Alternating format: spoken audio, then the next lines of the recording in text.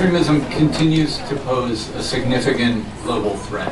Groups continue to attract and recruit, while responses aimed at addressing the root causes of this violence fail to take a holistic approach that could definitively weaken the basis of these groups' ideologies. Much policy discussion at the national and multilateral levels continues to focus on the military response to violent extremism, to addressing the immediate threat, despite the fact that military responses have demonstrated limits in addressing grievances and may unintentionally exacerbate them. Research has shown that nonviolent action, rooted in communities and relying on the collective action of ordinary people, can be an alternative pathway to address grievances and thus prevent further violence. Nonviolent action offers the sense of belonging, agency, and the search for identity that often motivates individuals to join violent extremist groups, in particular youth.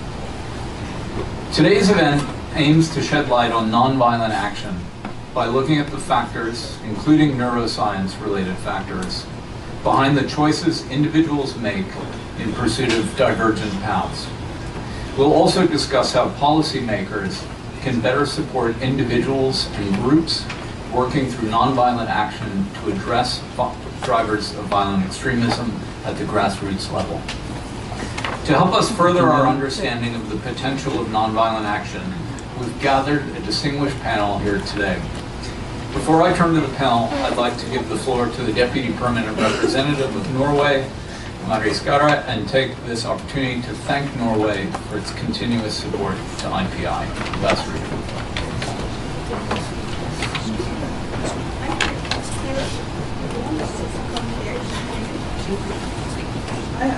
Sorry. It's great to come here. It feels like coming to my second home. It's also very nice to be back in the UN context, coming from the position as ambassador in Afghanistan. So I'm very appreciative of the organizers for this event, and I want to say thank you so much to IPI and USIP for organizing this.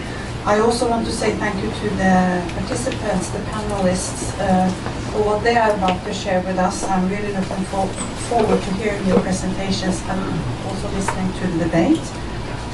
The threat from violent extremism remains very high around the globe and continues to evolve. Its causes are complex, and the conduct of such acts are not limited to one ideology, religion, or system of belief. The consequences are horrific for the civilian population and for our societies. Violent extremism poses a threat to all of us. It's a national threat. It's a global threat. I have seen the pain, the grievance, the suffering that such acts causes in my own country. I have seen it in Afghanistan. Violent extremism raises the level of conflicts in our societies. And we know that women and girls often are harder hit than men. In particular, where you see sexual and gender-based violence used as a method to create fear and damage to the population. Violent extremism creates fears, and it creates stifled development. It hinders economic and social growth. It hinders prosperity. And today we need to discuss why some people turn to violent extremism as a response to grievances, whatever they might be, while others opt for non-violent action. And we are very glad for this opportunity to learn more. We need the analysis, and we need good strategies, comprehensive, long-term strategies tailored to the specific context. Our former Secretary General Ban Ki-moon's UN Plan of Action lays out the policy frameworks and priority areas to address common drivers of violent extremism. These can be factors such as lack of socioeconomic opportunities, marginalization, poor governance, and the violation of human rights. Such grievances and hunger, perhaps, for meaning and inclusion, I have learned, can lead individuals, particularly young people, to violent extremism. Terrorism and violent extremism can never be justified, regardless of motivation. However, our response to extreme violence cannot solely rely on military force and post-fact solutions. The complex nature of this phenomenon presents us with a very demanding situation. And by increasing the focus on the preventive measures against violent extremism, we are shifting towards a more proactive mode. I would like to highlight 3 points we believe in Norway are important in our endeavors. First, we must recognize that national governments have the primary responsibility to countering terrorism and preventing violent extremism. We do, however, as governments, need partnerships, and governments should work closely with a range of stakeholders, including within civil society, as we do in Norway through our National Action Plan. Women, youth, local authorities play an important role in efforts to tackle these threats and challenges. Extremists understand the power of women and youth, so they want us on their side. We need to understand the social construct and roles in our society. We need to have a gender perspective. Second point, Agenda 2030, and particularly the Sustainable Development Goal 16 on peaceful and inclusive societies, establishes that security and development are mutually reinforcing. The high ambitions set for the agenda can simply not be achieved without integrating the prevention of violent extremism. Third point, we must ensure that all efforts to address terrorism and prevent violent extremism are respectful of rule of law and in accordance with international law, in particular human rights, refugee law, and the humanitarian law. A growing body of evidence shows that human rights violations by states, whether real or perceived, are often the tipping point for individuals to become radicalized to violence. So in conclusion, our challenges are shared to prevent and resolve the threats posed by violent extremism and to find a good solution for a common future. We need a strong UN. We need a UN showing global leadership. We need the knowledge, advice and leadership of academia and other parts of civil society, and I'm very much looking forward to the debate. Thank you very much.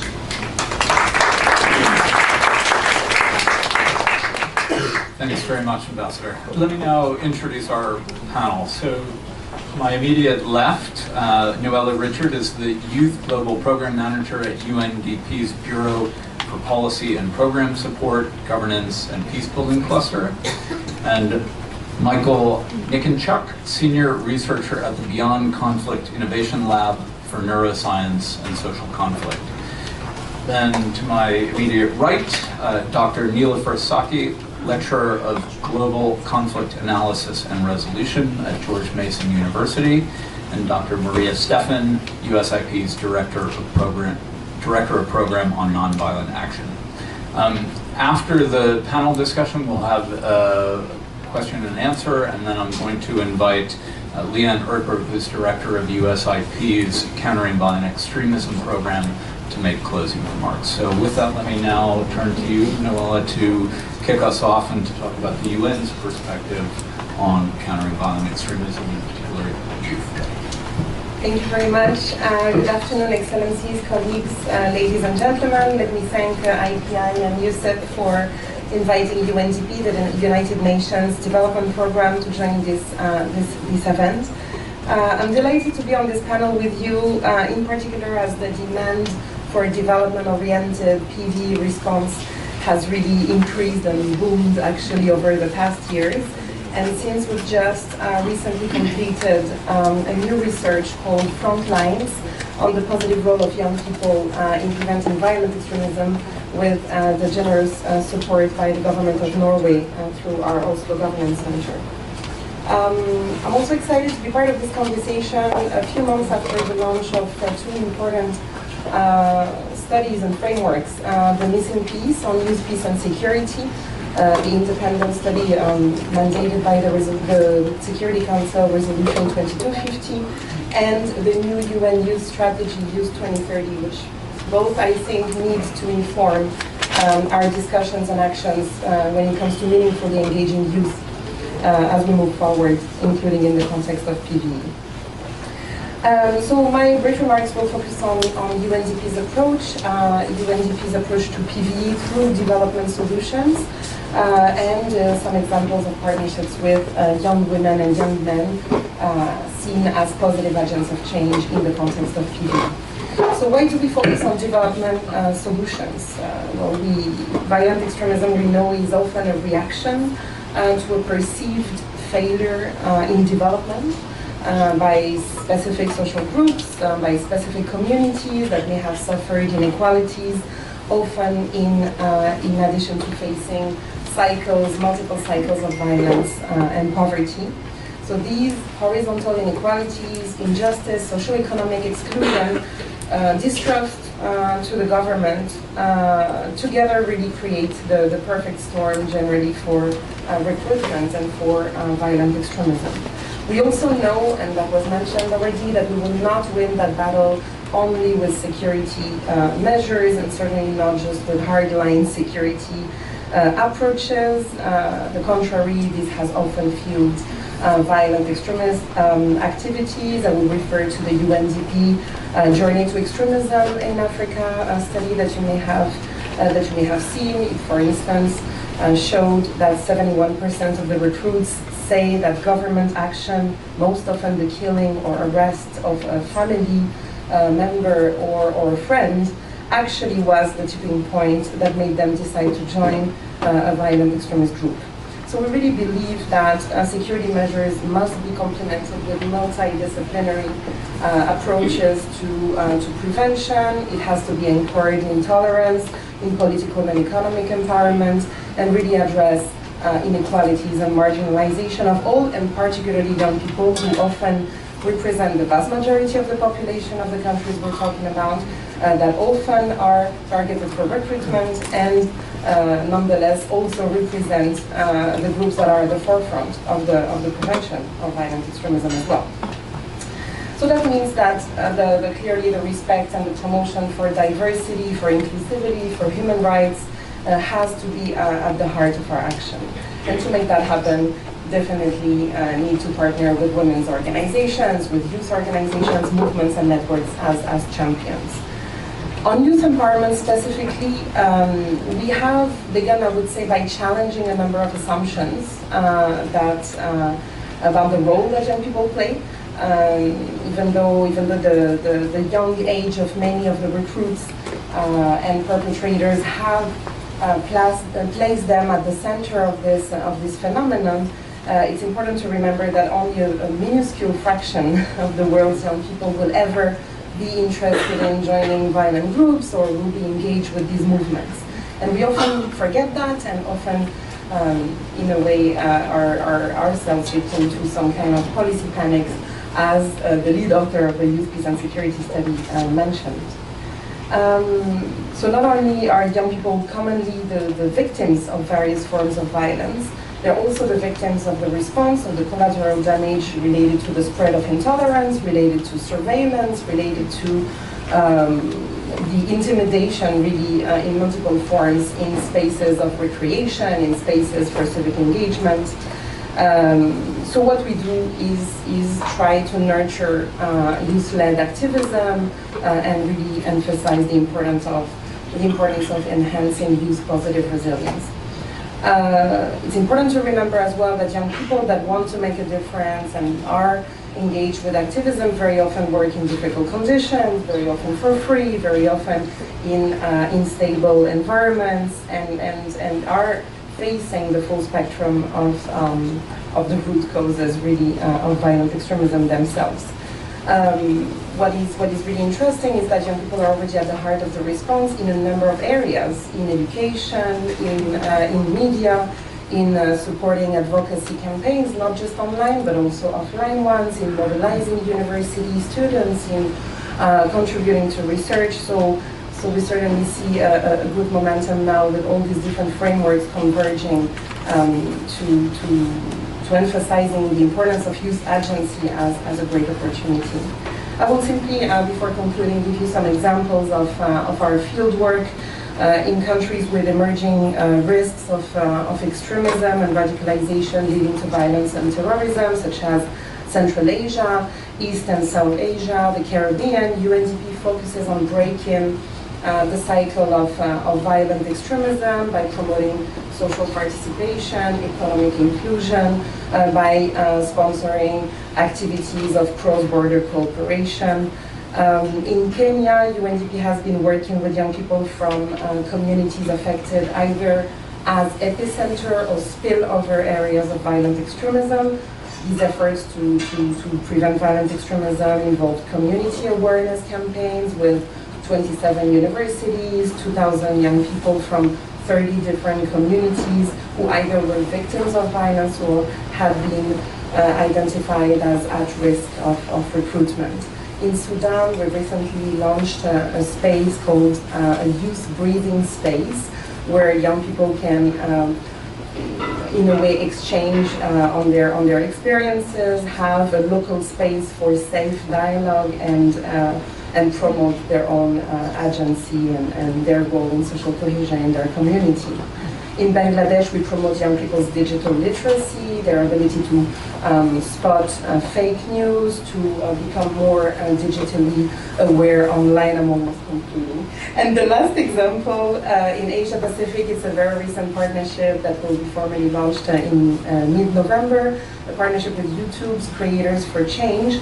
It's fundamentally a grassroots program to ensure that young people can connect and speak out against online hate, extremist ideology. We're working with, at the moment, 12 young creators in Malaysia, Indonesia, Thailand, and the Philippines to basically launch that program. So that's it. I mean, to conclude with really, sorry for being a bit long, I will simply say that engaging with young people in a tokenistic way or engaging with them as liabilities will never suffice as a genuine pureventive approach and will actually make damage. So I think we have at the moment a real opportunity to align our action and to really pursue this inclusive approach. So we look forward to working with all of you. Thank you. Thanks very much, Noella. Michael, let me turn to you next to tease out some of the connections from your research on essentially the neuroscience behind extremism, but also the neuroscience behind, in a way, the choices that youth and others take when deciding whether or not to join up with violent extremist groups. Thank you, Jake. And I have a cold, so I don't usually sound like this. The first thing I would urge everyone to think about is to be incredibly skeptical of everything I'm going to say. Because there's a trend I'm sure you've seen of putting the word neuro in front of anything, and automatically those people that do that get invited to panels like this. So be skeptical, as am I. And I hope I'm captaining this ship wisely. So there's a couple of key areas in neuroscience that we have to delve into when talking about any potential linkages between the understanding of violent extremism and the human brain. The scary thing about studying this from a neuroscience lens is that the more you realize that we all share quite similar brains, the scarier the world becomes. But there's four big areas that we try to study when looking at the linkages between neuroscience and violent extremism. The first one is group affiliation. Why humans evolutionarily, biologically, neuroscientifically join groups. It's a fundamental human need. If you don't think that humans have an intense need to belong, I encourage you to look at data on loneliness and opioid addiction. That'll prove you otherwise. The second is threat perception, understanding how and why the human brain deals with threats that are constructed based on actual physical threats in the lived environment or perceived threats. We've inherited an evolutionary threat response system that doesn't really distinguish between imagined identity-based threats or physical safety threats. So the two are handled quite similarly in the brain and body.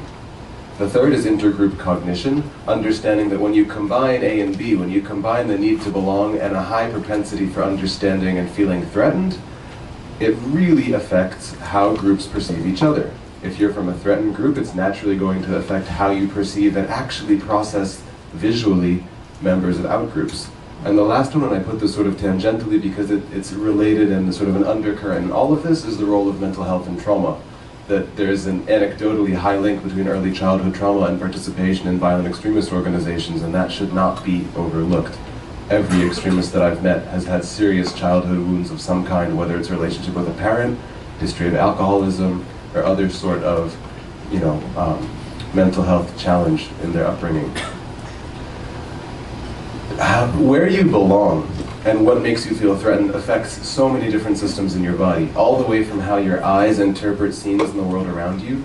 If you belong to a particular group, let's say that I strongly identify with Hispanic Americans, over time, your visual cortex has a way of actually being able to read and recognize the faces of those group members faster.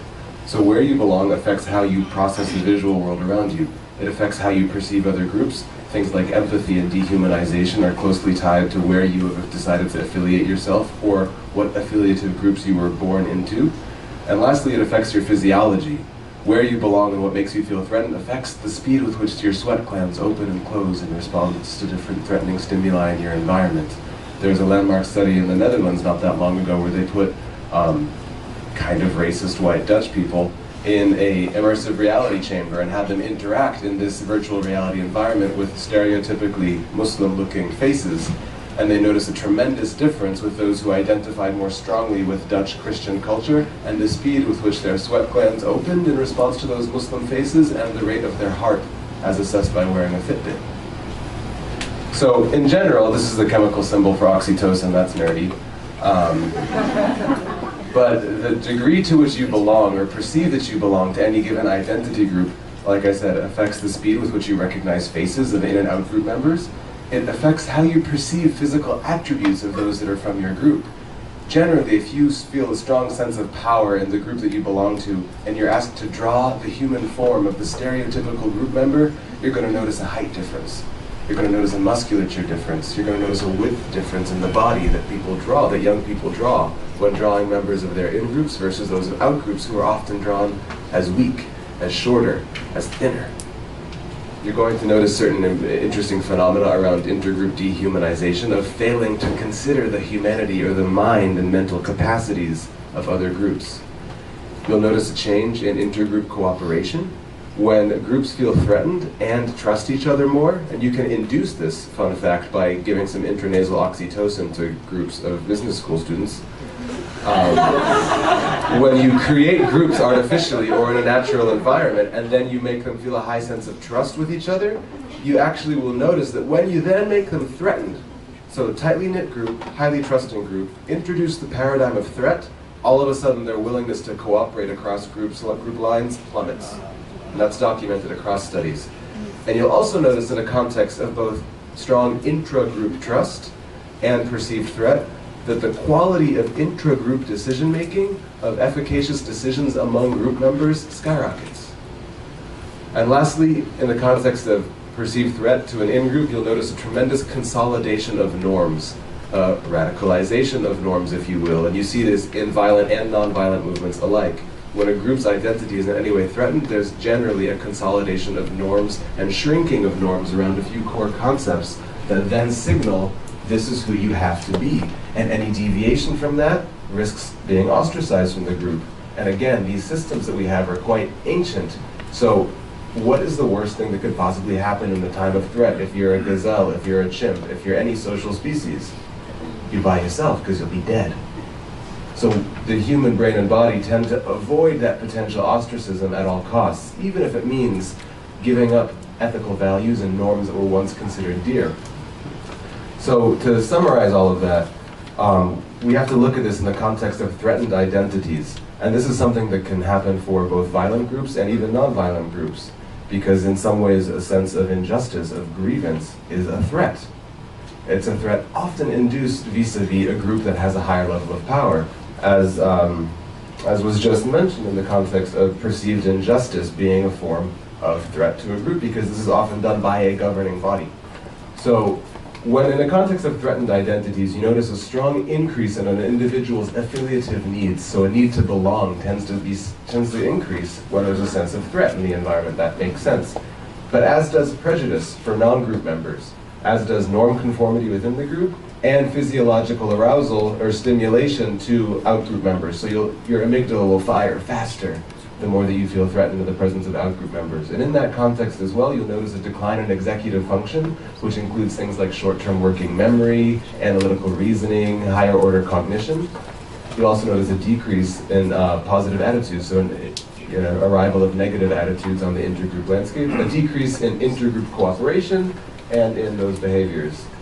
And some things that we're doing in the lab in cooperation with some partners here include creating new evidence-based stratcoms platforms that actually target particular cognitive mechanisms, because extremist groups are quite good at tapping into a lot of these emotions and sort of psychobiological systems. So how do we take a lesson out of their playbook of what they're doing right and hack into some of those systems, but to design messaging framework from a psychological and bio-neuroscientific perspective?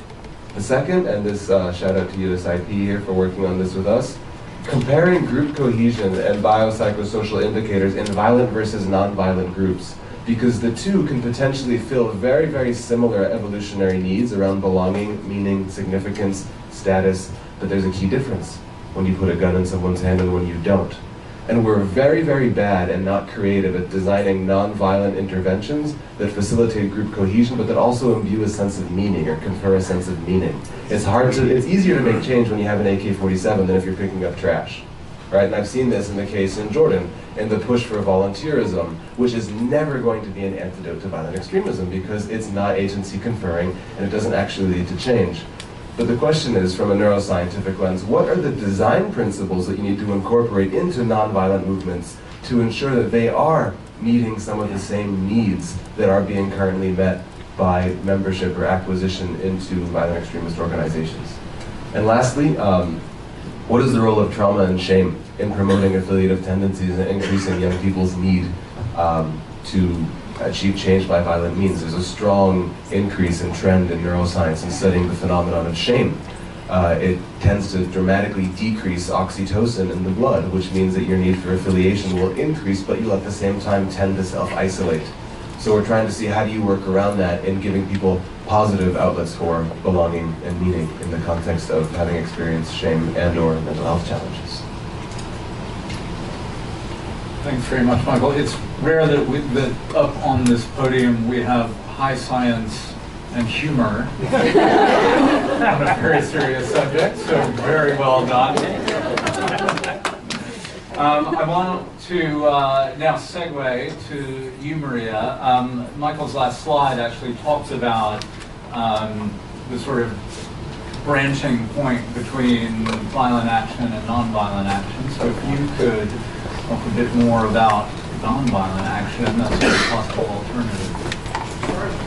Well, thanks very much, Jake, and first thanks to IPI for hosting what I think is a fascinating conversation, and thanks to Ambassador Scary for opening and contributing to the conversation today.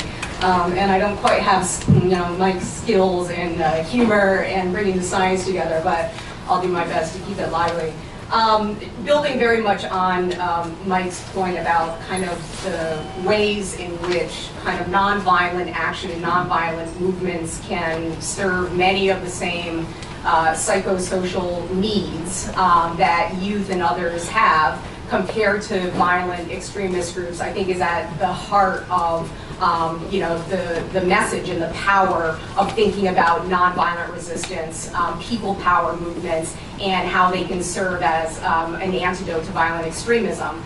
Just by way of brief background, I've worked most of my professional life with activists, either working with them or writing about them, and have worked with individuals, organizers, activists who have engaged in nonviolent resistance in some of the most difficult places around the world, in places where you would look at the context and the conditions in place and think, gosh, nonviolent resistance doesn't have a chance. It's too tough, too much violence, too much repression. And so certainly the interaction with those individuals, actors, and movements has informed my thinking on this topic. I think the starting point for the conversation is Mike's very important point about the power of belonging. What social movements offer. And again, when we're talking about social movements, we're talking about loose networks of groups, organizations, individuals who have change-oriented goals and who engage in collective action to bring about change. And joining a nonviolent movement offers the same sense of belonging, frankly, as joining any other club, whether that club is a terrorist organization, a violent extremist group.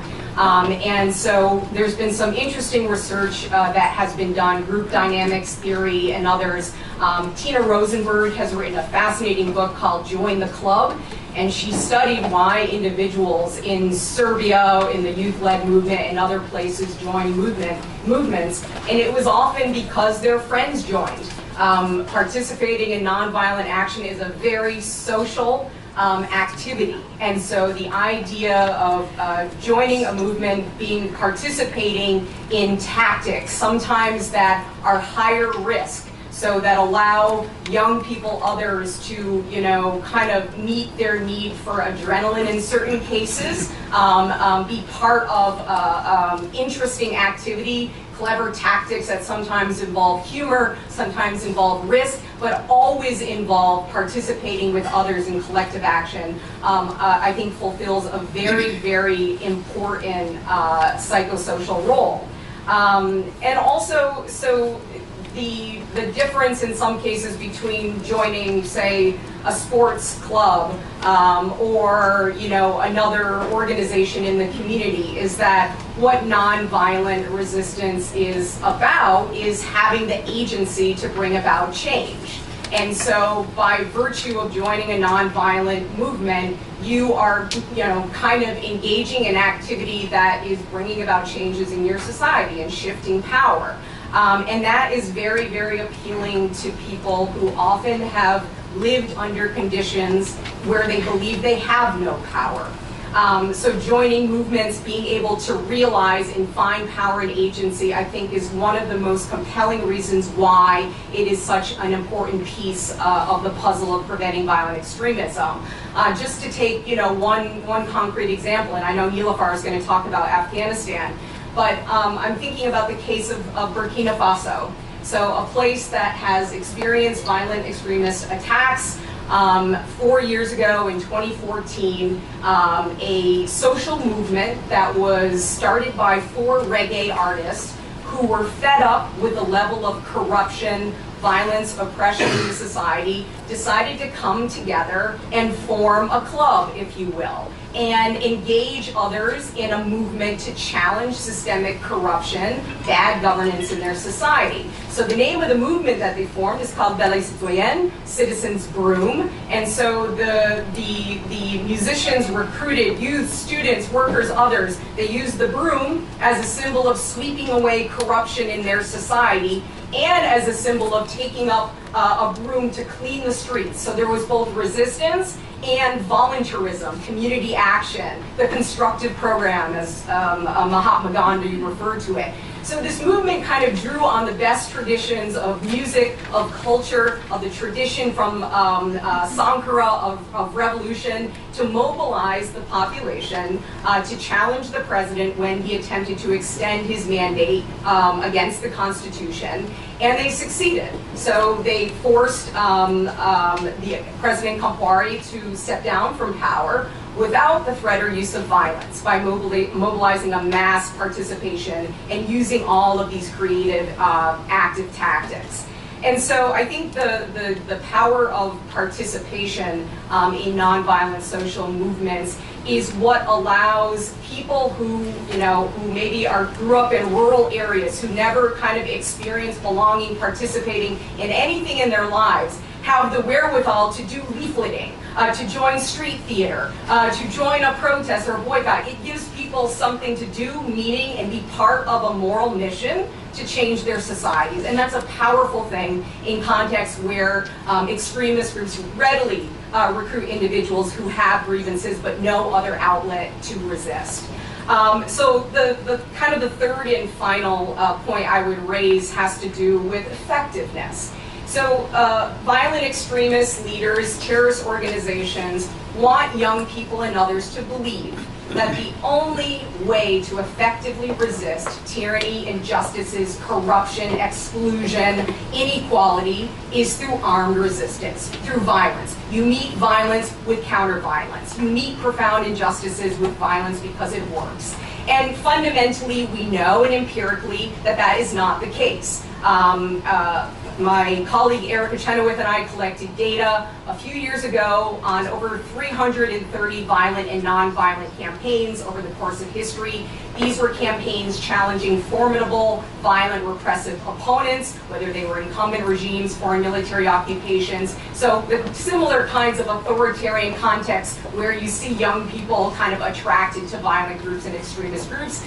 We found, somewhat counterintuitively at the time, that the non-violent movements were twice as successful as the violent resistance campaigns. So the non-violent resistance worked. It was very, very effective. So not only could you join a group, belong to a group, feel a sense of power, you can also win. And being on a winning team is kind of an important motivator, I think, in many cases. So we found that the reason why nonviolent resistance has been so much more effective than the armed struggles against these types of opponents is that they attract massively more participants. And so we talked about the whole, again, the social number. Their barriers to entry in nonviolent resistance are much lower than in armed struggles. So men, women, young, old, disabled, able-bodied, rural, urban, everybody can participate in some way in nonviolent resistance. And when you see numbers and other people participating because they can, there's a powerful feeling of solidarity and a sense of agency in the fact that we can do something together. And I think that is kind of a really essential element of what allows this type of grassroots activity to challenge violent extremism. So the last point I would note is we also have some research that participation in nonviolent organizing and resistance helps to make communities resilient to violent extremism. So a study done by a colleague, Michael Marcuse, a few years ago, he researched different communities in Tunisia. And he found that those communities that had a history of nonviolent organizing were far less susceptible to violent extremist recruitment. So there were far fewer recruits in the areas that had a history of nonviolent organizing compared to those that did not. So there's something about the skills, the approaches, the historical memory of nonviolent resistance that I think helps to make communities stronger and more resilient to violent extremism. So I'll leave it at that. Thank you. Thanks very much, Maria.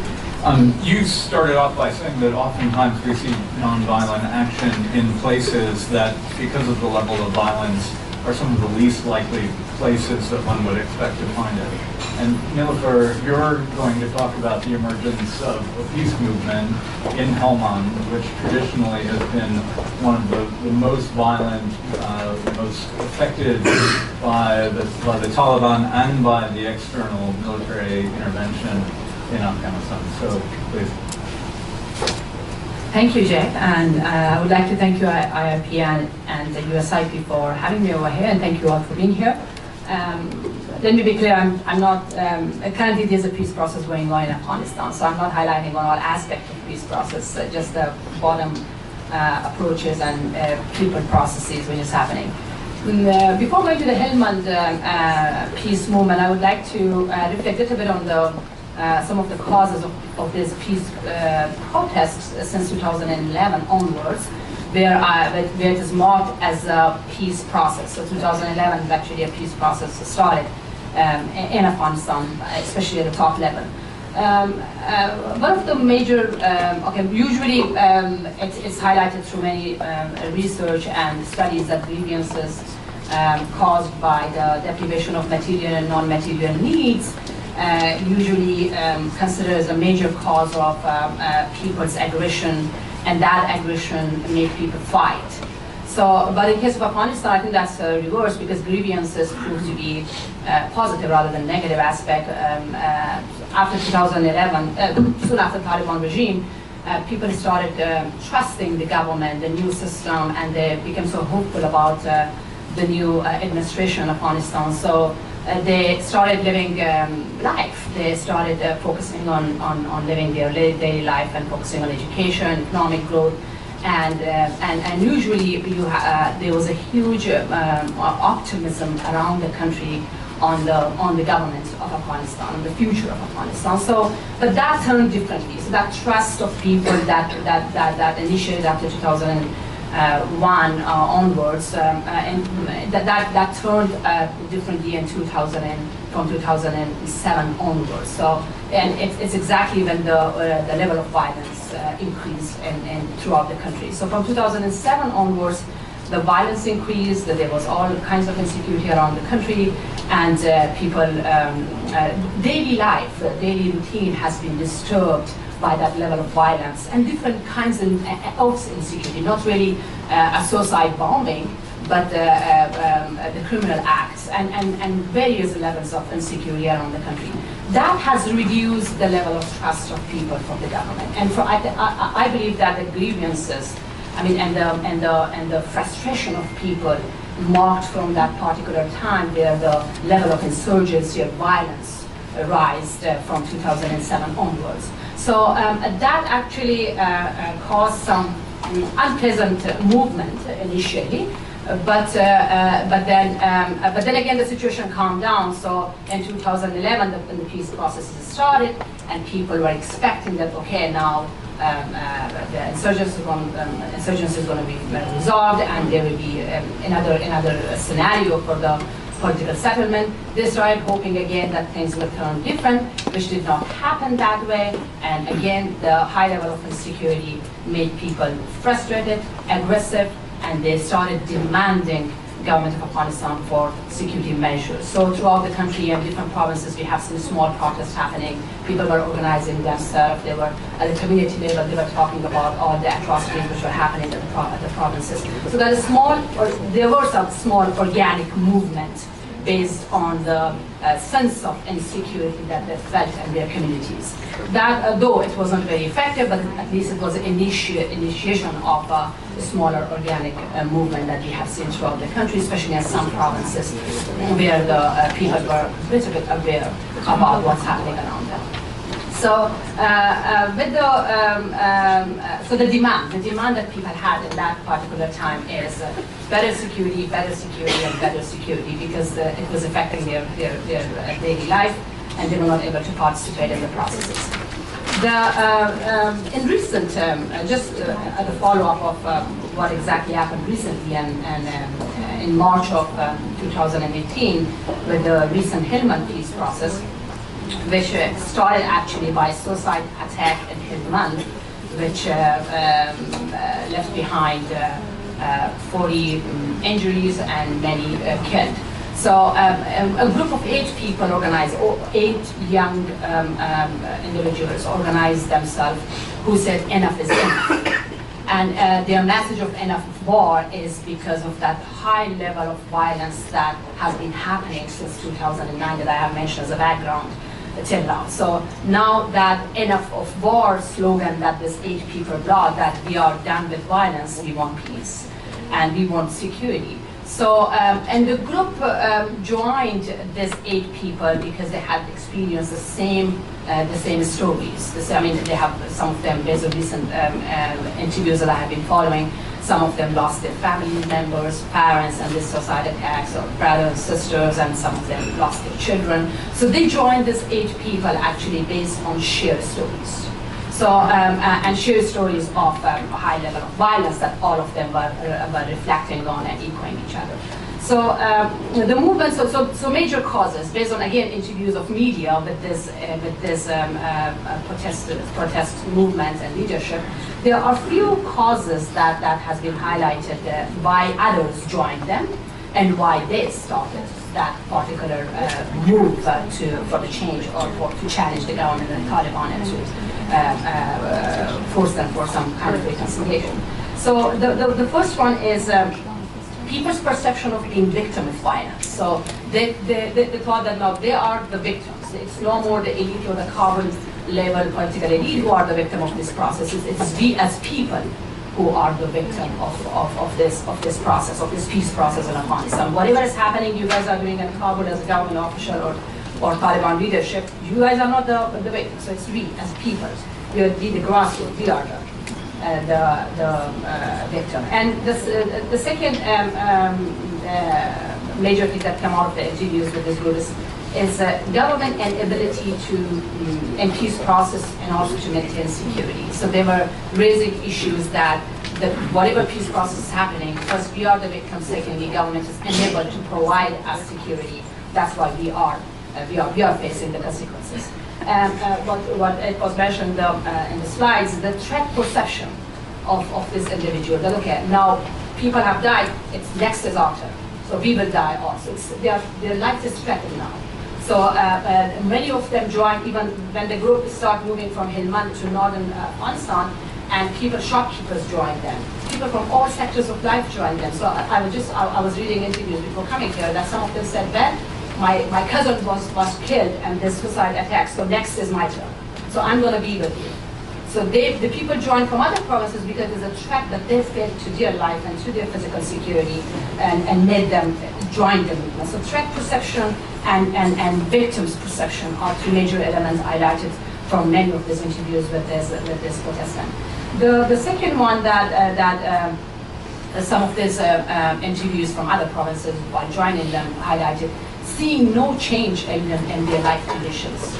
So they said that, well, government of Afghanistan has promised to do this and this and this since 2009 onwards, but our life is the same. I mean, we still suffer the same. There's no improvement in life, so why not to join the protest? So there were other joined just because of seeing no really changes in their life conditions. And that, again, that relates to unmet non-material needs, such as some of them highlighted lack of recognition and participation in the peace process. The peace process is about us, but we are not in the process. We are not informed what's happening.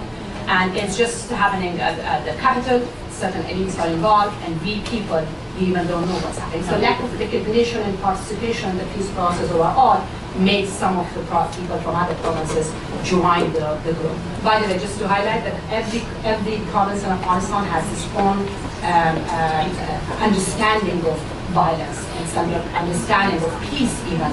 For some provinces, peace is a political settlement, but for some provinces, peace is the infrastructure development. So every province in Afghanistan perceives peace differently. That's why even the points that I'm highlighting as causes coming from different provinces means they view peace differently. That's why they join the group based on different perception. And the fourth one that I wanted to mention is that most of these people also said that, well, it's a belief about their agency of power. That we people have power and we are sure that our movement is going to bring any change. Our movement is going to challenge the government. So some of the interviews highlighted this agency of power within themselves. So there are four major causes that many of these interviews or all from various provinces highlighted as the causes of joining this particular movement. The impact, well, no any substantive result on particular current peace process, because Taliban on one hand declined. They said, well, we don't have a fight with you. Our fight is with the top level, and you have to approach the other groups, not us. So Taliban did not really agree to anything. They declined it. And the government, by the way, the government did support verbally their movement, non-civil society organization, religious clerics and groups, and many other networks that supported the movement widely throughout the country. So it was a good move, and it gave motivation to the protesters and to the movement itself. And but on the other hand, the impact that we have seen during the process and now after the processes is that it educated and mobilized people. And it gave them a sense of people power, that okay, people can do it when they are moving from province to province, they can bring change. The other is that Afghanistan is ethnically divided country, so moving from Pashtun part of the country to another ethnicity, Tajik, it connected the ethnicities, and that's considered as a positive impact on the processes. And so overall, as for conclusion, I would say that such movement, they are still, by the way, active. They are still coordinating with the peace shuras and other local entities in order to spread their message out. But such movement, based on the experience happened in Helmand, would be has a potential to create to mobilize a large number of population from various sectors. First, and the second thing, we have seen that it has a potential of launching a framework for reconciliation, for connecting and bringing peoples together, build relationships, especially in ethnically divided countries. I think it can be used as a good model of bringing various ethnicities together and create that relationship building model during peace processes. Thank you. Thanks so much, Nilüfer. So we're going to open up the floor for Q&A. I thought I'd start out, I have two questions that I wanted to ask. The first is looking at the sort of science behind decision-making that Michael laid out, whether four of you have thoughts on how to actually translate that into policy and into programming to try and have an impact on the ground. And Michael, I think in one of your slides there was a specific reference to more strategic, more better informed strategic communication. And maybe you could say a bit more of that, and if others have other ideas on how this might be useful. The second question I had, and this I suppose is really more for you, Maria, and for Nilüfer, as we were discussing beforehand, but to what extent are we able to say what the necessary conditions are for the emergence of nonviolent movements or people power movements? So we'll put those on the table. Why don't I take one or two from the audience, and then we'll come back to the panel for a first round. So let me open up the floor, please. And if you could please introduce yourself. I'm Catherine Ojida from the Permanent Mission of Nigeria. My question actually is, or my comment, it's on what was the conclusions reached by Michael. As you are aware, we have serious issues of violent extremism in Nigeria, especially in the northeastern part of the country. I am aware that there are about 2 local governments in that part of the country where kids have never been recruited. And they have the same social setting, they have the same background, the same religion, but they have never been recruited. So the conclusion that trauma, that almost always children who are recruited may have gone through trauma. That's what I'm trying to question. Also, in the northwest part of Nigeria, with the same social setting, the same drivers, we have not seen them being recruited by Boko Haram. So my take is that basically the drivers of violent extremism in those areas or in whichever country will determine why people join extremist groups. And about non-violent methods of getting people from joining ethnic violent extremist groups. In Nigeria, we have a group of youth movements, mostly youth clubs, where the young people there are actually positive voices in the communities. And so they try to mobilize a lot of grassroots mobilization. In the north central part of Nigeria, you have the herder-farmer conflicts. You see these young people engaging themselves maybe in football clubs and things like that, and then are able to convince their parents that it's better for them to live together instead of fighting. And so those are my comments. Thanks. Thanks very much. Is there one more from the floor before we come back to the panel?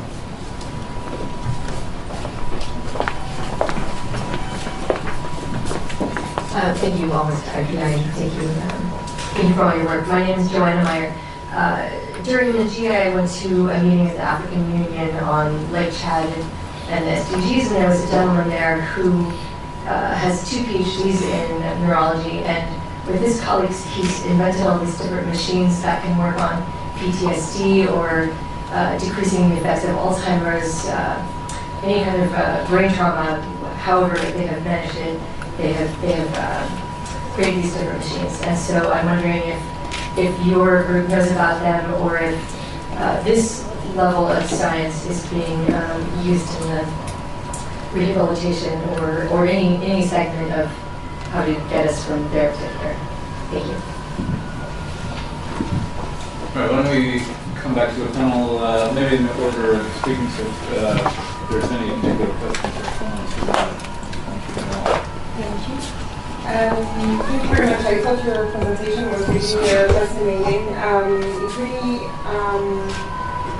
I think it really resonates when it comes to how we can support youth groups, in particular in the development of positive messaging. I mean, that's where I see an obvious entry point.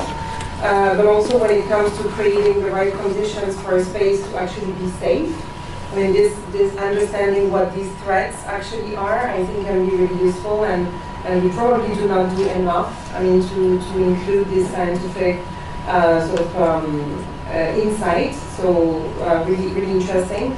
And I want to mention we're embarking on the development of methodology with an organization called SEED, based in Cyprus, around the SCORE index, to look at whether we could predict citizenship choices and how violent or non-violent these might be. So we may want to touch base on that. I mean, that would be an interesting initiative to look at together. If I may add something, I was very interested about what you said specifically about being skeptical about the push for volunteerism. I'm not saying volunteerism doesn't matter, and we're certainly a proponent of that, but I understand what you're saying in terms of not seeing that as a way to really enhance youth agency and really giving a sense of meaningful participation. So I don't know, I was wondering whether you could elaborate on that. Yeah, I'll try to touch on all the different comments. Very briefly in response to that, my question is just stepping back. If we were to take the billions of dollars invested in PVE programs, and instead of having invested in PVE programs, have paved a bunch of roads around the world and actually fixed some of these infrastructural problems, and then did an RCT, I wonder where the money would have been better spent. That's what I mean about that. That was cynical. As far as Jake's comment about translating the science into impact, there's several ways to do that, but the broad frame in all of that is not doing it in a way that vilifies Muslim communities and communities of color, because that's probably how it's going to end up being done unless it's very careful, because that's been a lot of the trends in sort of cutting edge developments in the field. It's been used to just better surveil and better target. And we see in the United States, I mean, there's all sorts of new extremisms popping up, and it's good to make sure that any of these developments are being applied equally across extremist types. Doing more randomized control trials, figuring out intervention comparisons, interventions that have thrill-seeking components. Take the same intervention, add some thrill-seeking in one, measure oxytocin pre-post, and issues of group fusion and identity and belonging and tendencies towards violence and behavioral outcomes. It's not hard to do rigorous science in the context of implementation. It's hard to do it at publication quality because the data is noisy, but that's why you have to have bridge academicians who have one foot planted in academia and another foot planted in policy and implementation science. As far as around Nigeria, I'd be very curious to know why in those two communities, those children are not joining in a sea of other communities that have the same drivers that are, along with youth in the Northwest who are coming from the same sort of ecosystem and milieu of challenges. And if I did in any way say that trauma is guaranteed in the factors, no, it's just a trend that I've seen anecdotally in other studies. And I'd be very curious to know, how can the data that we're collecting in terms of whether it's psychological profiling, how can it be useful to improve different types of interventions, including access to mental health care services, other types of youth programs and community supports, because I truly think that PCVE programs should be one of many different development investments in a community, insofar as violent extremism is one of many negative choices that youth can choose. My family comes from Guatemala, where there's a ton of gang violence. No one really looks at it the same way because it's not harming embassies or Americans, to be honest. It's a lot of people joining for the exact same reasons, and it's one option of a negative outcome for youth that are plagued by certain psychological and structural phenomena. And then lastly, around the equipment, yeah, and a lot of that can be done real cheaply. In terms of, you can get a lot from Fitbits, you can get a lot from a company called Shimmer. They make these really good ECG sensors that you can get heart rate, electrical impulses, all sorts of different things. And that is being done at small scales in different types of interventions. These are more to heal, not to just take the gun. And on the healing bit, yes, I also think that before we start to bring in Silicon Valley tech, we need to invest more money in figuring out how things like Islamic prayer and native cultural practices for trauma healing work.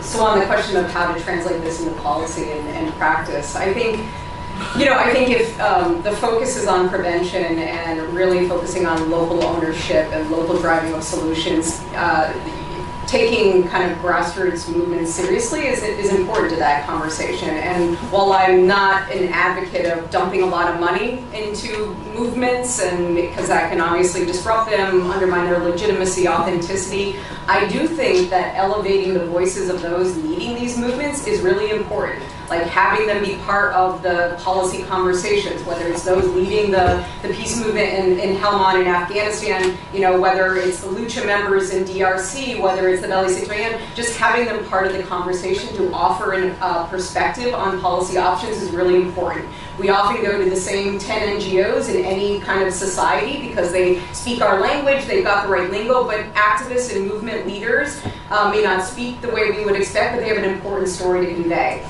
And I think often, nonviolent resistance has been used all over the world in every culture, religion. There's a tradition of civil resistance in Islam. In fact, my first book focused on the evolution of nonviolent resistance and campaigns in the Arab Muslim world before the Arab Spring. And so I think elevating these stories and kind of supporting education means, kind of media, communication, radio means, to be able to tell the stories. How many people know that the first nonviolent army in the history of the world was led by Muslim Pashtuns, the Huda Hintmatgar movement in Northwest Frontier Province? So like things that you don't normally associate with nonviolent resistance kind of exist. So I think kind of amplifying those stories is important. And nonviolent action, movement building is a skills-based activity. So one thing outside actors can do is kind of support activists to learn from each other, movement leaders to learn from each other, to get materials translated, how to navigate challenges, repression, how to bring groups together in difficult contexts. So I think supporting that type of learning is really important. Finally, someone mentioned the civic space. Closing civic space around the world is a fundamental problem for activists and movement leaders. And sometimes the leverage that outside actors have, whether it's military to military, so using military tools to influence the behaviors of militaries who may engage differently with protest leaders, I think is really important. And just using the diplomatic, military, economic means available to keep civic space open so that the channel can continue along a nonviolent pathway. Well, Maria has answered all the points. Just in case of Afghanistan, I think I would like to say that it has been more than 40 years that the generation see only war and violence in a country. So if a child was born 40 years back, now he or she is 40 years, and he or she only saw violence, bombing, suicide attacks, and killing around. So the culture of non-violence has to be taught even very systematically through education institutions, as Maria has mentioned, through religious institutions where people believe has more than that. And the other thing, I think one of the important things, modeling non-violence. Modeling non-violence by political elites. For example, peaceful transfer of power. That okay, now there's another method of being in power. rather than just kill and then there is other method too. So I think this modeling of non-violence, even sometimes by military intervention and by the government officials, could also impact how people can build the agency of non-violence in themselves, and all the other tactics that Maria has mentioned is certainly very much relevant to on some context as well. And so why don't we come back? I've got Matt Lee in the back. And okay, great. Thanks a lot. Sorry, Matthew Lee, Inner City Press. This is really interesting, especially that I hadn't thought of the science aspect of it, but I heard reference to Kenya and Burkina Faso, and I wanted to ask about another country, which is Cameroon, but also how the UN itself is operating. It seems like there, it's not necessarily what you would, I guess, call violent extremism. There's an armed struggle that basically began because the government began to take away rights in the Anglophone area, and I'm just wondering, now it has gotten pretty bad. You had people, students kidnapped, you had a lot of villages burned down, journalists locked up, and I've sort of seen the UN doing very little about it. And I wonder, beyond this development, what do you think the UN across the street should do when legitimate claims are made initially non-violently? It seems like they only actually get involved when it becomes violent, and then they issue statements usually condemning the underdog who's fighting back. And I just sort of wonder what, and the other, and this is sort of a smorgasbord. Sri Lanka is one where there was, quote, violent extremism among Tamil tigers. That was supposedly solved, and now you have a coup situation, or arguably a coup, where the same figures that put down the Tamils are coming back into power, and again, no one's doing anything. So I just wonder, beyond science and development, what do you think politically can be done to cut off what seems to be kind of roots of either the re-emergence or the initial emergence of violent fighting, if not extremism? Thanks a lot.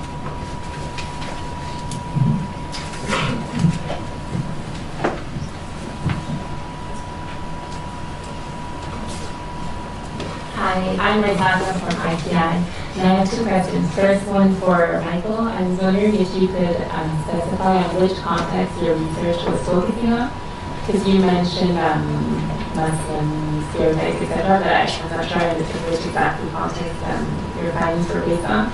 And then second question is around the economic incentives around joining violent extremist groups and what non-violent action can offer in comparing to that. Because you said that non-violent action can offer the sense of belonging, etc., but what happens in terms of the economic incentives? Thank you. Let's take one more for this one. Then I'll ask another one, I'll ask another, which is, in a way, building off Matthew's question. I mean, to what extent, I'm particularly thinking of the Arab Spring, but I think it's true in many other places where we see the emergence of nonviolent movements, often in response to government, if not government repression, at least quite fundamental injustice against particular groups in society. And to what extent does the intolerance of nonviolent action actually help trigger more violent forms of response? And is there a sort of correlation between the closing of civic space and less nonviolent action and more violent response? Why don't we go in reverse order? Okay. I'll be brief. So I think, the intolerance of nonviolent action is true. Violent repression of nonviolent activists. And someone raised the issue of Cameroon. A good example of a movement for self-determination rights that started nonviolently, faced violent repression, and went the violent route. Generally speaking, where there is repression, there is resistance. And I think that, sometimes violence can motivate people to take up arms, because that's the natural, and that has happened in many places.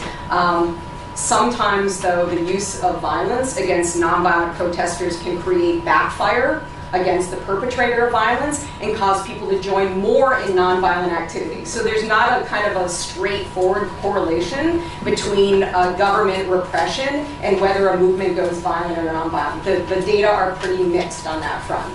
And so I think, you know, Cameroon is a case from a policy perspective. We had at least one Cameroonian activist come to USIP and kind of describe the mobilizing they were doing, and I thought to myself, darn it, I hope that international actors are in some way intervening at this point when it's non-violent, because this is a case where a secessionist movement very quickly could go to arms struggle. And I believe activists are seriously contemplating taking up arms now, and that's kind of the worst case scenario. Their chances of achieving success are much lower once they take up arms than when they do not. And so often it's a case from outside actors, if you can help create space for those activists to plan, to come up with a strategic kind of vision of how to mobilize, organize, deal with repression, you know, that's facing a year out, as opposed to how do we organize next week's protest. I think that can help kind of open up the imagination and space for these activists and movements in the most difficult environments. So creating space for strategic planning and thinking and helping activists learn from each other, I think would have helped Cameroonian activists, and I would imagine activists in other parts of the world.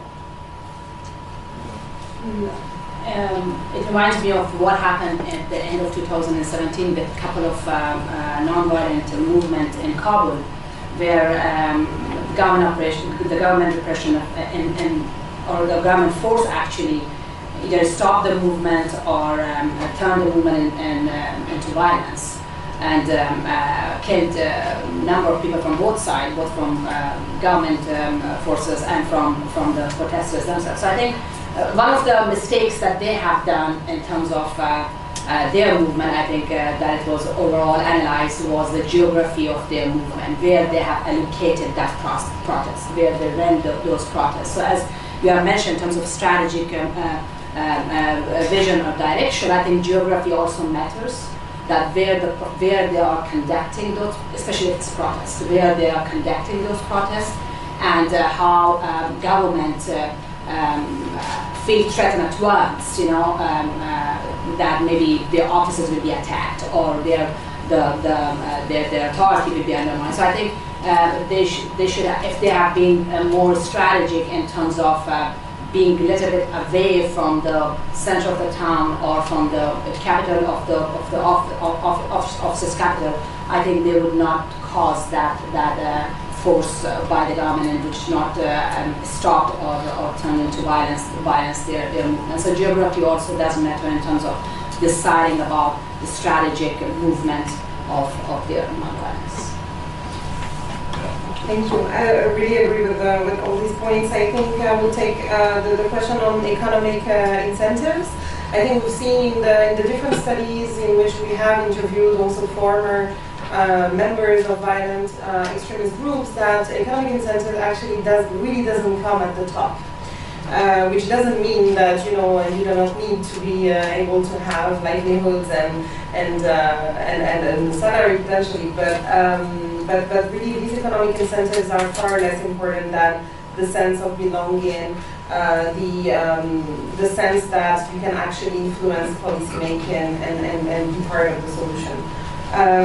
On non-violent movement, I think another aspect that has to do with prevention and perhaps has to do also with the sense of belonging and the meaningful participation is also formal participation in politics. I think we haven't raised that issue, and it would be interesting to have perhaps more data or more evidence of how non-violent movements in the civic space and in civil society can actually trigger more effective form of political participation. I find that very often we look at these two issues separately, and being at the table and feeling that you're part of an extractive exercise of voicing your concerns, etc., is really different from being part of the implementation, being part of accountability mechanisms, etc. So yeah, it would be great to actually think about something with USIP on that.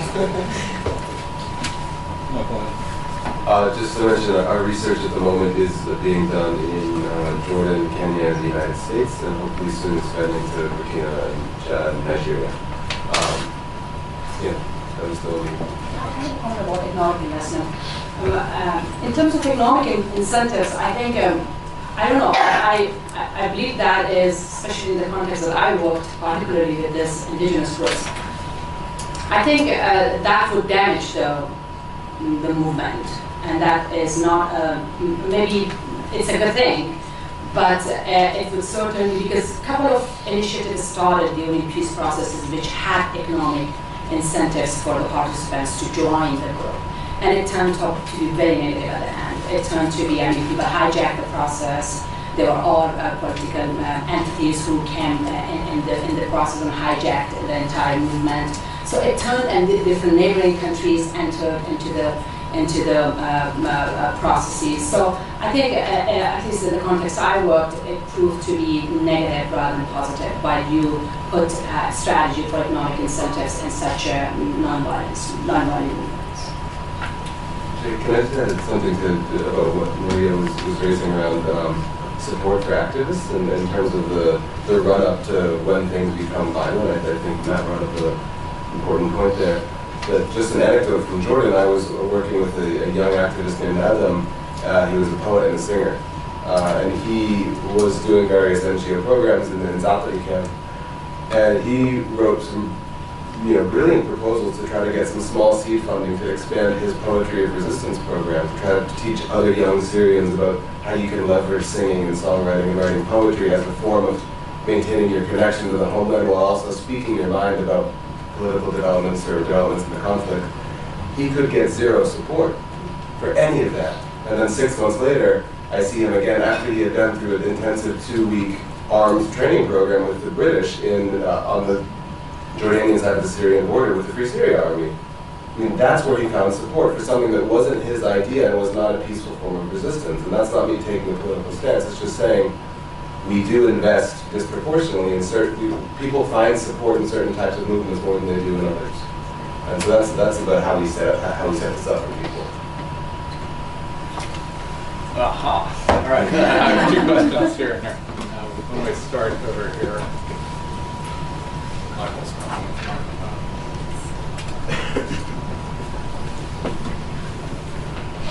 Thanks very much. Sapna with Strategy for Humanity. This is a question probably for Maria. We can talk about it later, but I wanted to ask it since we're in the UN context and environment. So, given Matt's question about what the UN role is, what the UN as member states, as UN agencies, departments, NGOs, I'm really struck by this question of the elephant in the room, non-interference, sovereignty. How can we really go around talking about nonviolent action when, in the end, we don't want to be promoting overthrowing governments or overthrowing systems, right? It's counterintuitive. So I'm wondering if through your research, or maybe anyone else here on the table, on the panel, can talk about some of the campaigns and initiatives that the UN can get behind that aren't about challenging sovereignty. They're not about challenging government control over their populations, but there's so it's really just a question of the scenarios that would be successful under, and whether there's examples that you can talk to. And we'll take one final question. Thank you so much, Joel, for the wonderful presentation and really empowering us as well. I think to link what I heard, listened, understood in terms of SDG 10, reducing inequalities and nonviolence. So it is, direct outcome when the inequity is high, 91% versus 99. So that when that stands, it's kind of feels natural as part of the world political system. Extremism, it also connects with the economic incentives. So how we can linkage with the non-violence movement on the global level with the reducing equalities that the SDGs send. Thank you. Great. So a question really about how to promote responsible sovereignty and around the SDGs and promotion of inclusive. So we'll come back to the panel for one final round of responses. Maria, why don't we start with you? Sure. Well, just in response to Satma's question about sovereignty, I think, you know, when it comes to supporting activists and movements, it's not about like supporting the outcomes of what they're after. So it's not about outside actors being like, we want regime change, we're going to support nonviolent activists. The most important point is helping those committed to nonviolent means like express and use their fundamental human rights. So even if that were the frame, allowing people freedom of assembly and association, freedom of speech, freedom of access to information, like that more than anything is what outside support, I think, to activists and movements really means. And so I understand absolutely the concern about sovereignty. I also think that, you know, we know from, you know, other experiences, humanitarian intervention beyond, that, you know, sovereignty as well is challenged when governments engage in systematic human rights violations. And so I think that recognizing the right of people to live in a society without violent repression and where they're able to have some say in, you know, the decisions that affect their lives is one of the most important things we can do to support peace and security in these places. So many movements start with an anti-corruption focus, for example, a women's rights focus. Ballets Citoyens began, you know, purely on a corruption focus. And then, you know, it challenged the abuse of power. So, you know, fundamentally the status quo was disrupted. This wasn't anything that outside actors did. It was just those were the fundamental goals of the movement at that point, to challenge the abuse of power. Boko Haram in part began as an anti-corruption movement as well, and kind of went down a different pathway at a certain point. So I think, you know, the sovereignty is a concern, but I think the bottom line is if you're really interested in sustainable peace, meaning peace with justice and respect for fundamental rights, you know, kind of supporting those who are committed to achieving that and advancing that non-violently is in the interest of the United Nations and other outside actors. Yeah, I think it is very contextual. I was thinking about Iran non-violent movement, and whenever we follow through the news, what Iranians are demanding through this non-violent movement is regime change. So that is what exactly how people frame their messages. So the role of the movement is the important thing to, is working as a guiding principle for whatever strategies they develop. So in terms of Afghanistan, let's say the goal hasn't been regime change. The goal has been to hold, especially in this peace process, the goal has been to either hold government accountable for the security of the people, and on the other hand, speed up the negotiation processes between Taliban and Afghan government, get it done, bring reconciliation. So the goal has been clear. So I think overall, we see sometimes the movement in African countries and around the world, the goal is important, and then it's sometimes, yeah, for Iran it might undermine the sovereignty of regime, certainly the goal that the groups, the leadership of this protest groups have, but in Afghanistan it's different. So, and then that's how they develop a narrative within the movement, and build their strategies, objectives, and tactics based on those narratives. So it is very contextual. Sometimes, yes, it's undermined, and it's the goal, so let it to be undermined. That's fine. The sovereignty is undermined, and people are struggling. That's people's demands for change. But in this case of Afghanistan, that hasn't been the case. That's accountability of the government. Really, I mean, I completely agree. I think we cannot just go with the business case. The human rights promotion is an end in itself as well. Of course, by that we mean the promotion of the human rights of the victims, of the whole community, of the perpetrators as well of violent extremist acts. So yes, very much agree with that. With that agree on that. On the link with the SDGs, obviously with the SDG 10, with the SDG 16, obviously with the link with the peace and security work.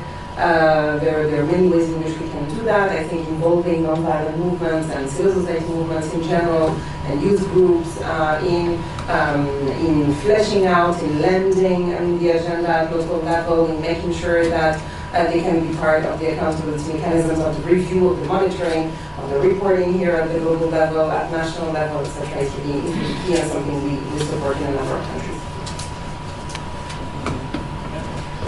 All right. Great. Let me then invite Leanne to the podium for concluding remarks.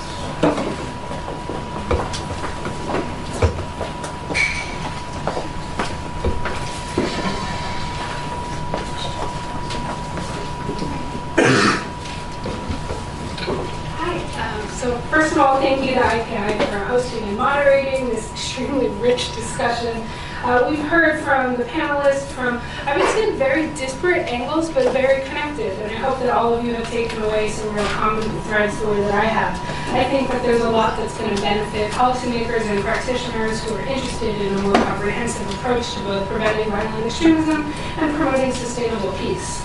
It's really clear to me from what we heard today and from all of the research that we've been reading for many years now that when it comes to violent extremism and its expression in dozens of countries, hundreds of communities, that it's not an easy diagnosis. Like Mike, I would urge everybody to have extreme skepticism on another thread, which is any type of monocausal understanding of terrorism. If you hear that there is one reason at the local level or at the global level, I would suggest extreme skepticism with that mentality.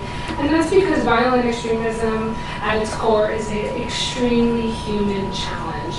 We easily forget this because the most virulent violent extremist groups today are so violent, they're so nihilistic, they're horrible to civilians and armed actors alike. And so we forget the fact that this is a human problem, but ultimately these groups only exist as long as people still join them. So around the world, in different local contexts, violent extremists are extremely adept at making the case for why radical change is possible, and then they recruit aggrieved individuals to be part of this twisted vision of change. And so, as we heard today, the ways in which terrorists recruit people, mainly young people, to join their cause, have significant neural, emotional, and psychological components. If group identity and the perception of power are part of what makes these groups attractive, then we need to be thinking more creatively about alternatives that give young people vehicles to fill those needs positively, with something that's good for their societies overall. As we heard today, nonviolent action really fits the bill. Participation in nonviolent action is a powerful potential response. And as neuroscience has shown us and what we saw, is that being part of a group is really important. I think the stories that we tell each other about our groups are incredibly important as well. Earlier this week, I was having a conversation with somebody who was a 20-year veteran in a particular type of law enforcement, and he was talking about something. He didn't know he was talking about neuroscience, but he was. He was saying that every criminal that he's ever encountered has rationalized, projected, and minimalized what they were doing, and they were doing that to avoid shame. They want to feel okay with the extra normative behavior that they're doing. And I think that rehumanization of criminal activity with the context of shame, I'm sure Mike can teach me a lot more about that, but I think that that's a way in which we can also understand the things that terrorists tell you that they're doing may be very different from the reasons that they're actually part of that group. One of the things about nonviolent action that I heard today that I think is incredibly powerful is about agency. Rather than having outside experts analyzing the drivers of radicalization, people power movements allow communities themselves to define the grievances that are most impacting them and then chart out a path to address those challenges. And it's effective empirically. So if everybody wants to be part of a winning team and we have something to say, the empirical side that this actually works. And then anecdotally, we heard about Afghanistan, where it's perhaps the most important moment of peace, and it's built on the pillars of nonviolent action. I mean, what Nilüfer said about modeling nonviolent action in the political space to allow for some of the movement at the grassroots space, I think is a really powerful lesson for us all to take. Thirdly, I think what we heard today really allows us to see how certain types of movements deliver on their promises where other ones fail. And when I think of violent extremist groups, terrorists really promise agency to young people, and they don't deliver. They instead use violence and fear to keep them in a really totalitarian dictatorial group. And so where nonviolent movements, as Maria was talking about, they really deliver on the concepts of not just agency, but of collective action, where people share power among participants instead of allowing just a few to exert power over the masses. So I would say in closing, for thousands of years, humans have derived strength from our collective ability to communicate, to plan, and to work together. So we need to do a better job at understanding the ways to harness that productively and in ways that meaningfully connect with, particularly youth. I think it's really key to preventing violent extremism, but perhaps most importantly, it's really key to promoting sustainable peace. So thank you to IPI and to Norway and to everyone who's here today.